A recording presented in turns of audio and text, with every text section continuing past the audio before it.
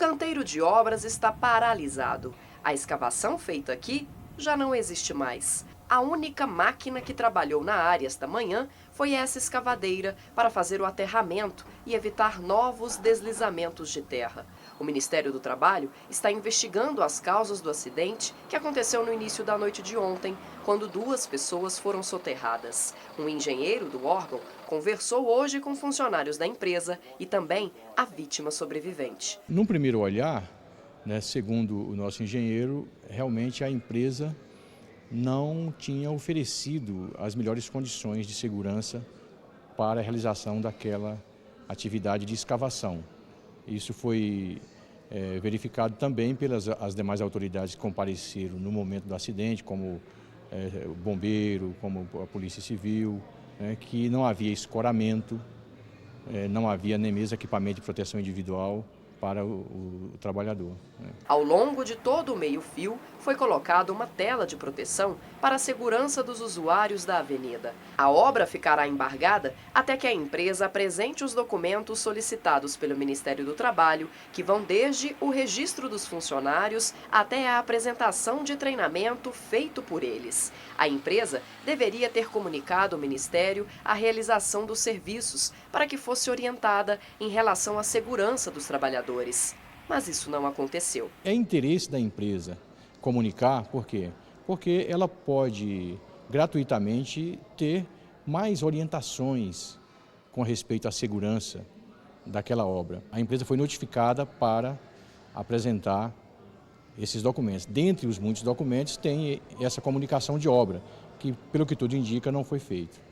Aqui acontecia uma obra do loteamento que está sendo construído em frente à Avenida Rui de Castro Santos. Ontem à noite, operários colocavam tubulação para receber a água da chuva. O barranco do poste cedeu e a terra caiu em cima de 2 deles.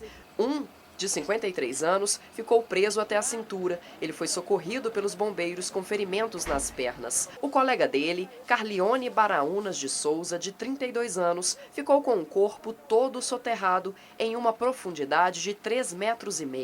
Horas depois, os militares conseguiram resgatá-lo, mas ele não resistiu. Quando nós chegamos aqui, na verdade, a cabeça dela é a única que estava do lado de fora, e aí, logicamente, demandou um tempo maior dessa segunda vítima nessa retirada.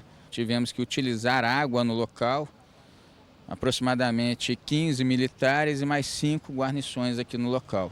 Por meio de nota, a Infratec Engenharia disse que todos os colaboradores são regularizados e que possuem equipamentos de proteção individual e coletivo, e a empresa diz ainda que segue as normas do trabalho.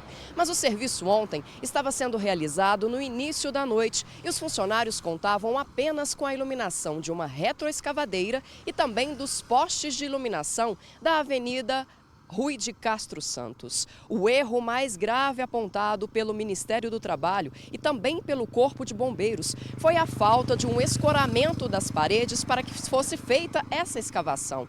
E ainda a falta de uma rota de fuga para os funcionários, caso um imprevisto como o deslizamento de terra acontecesse.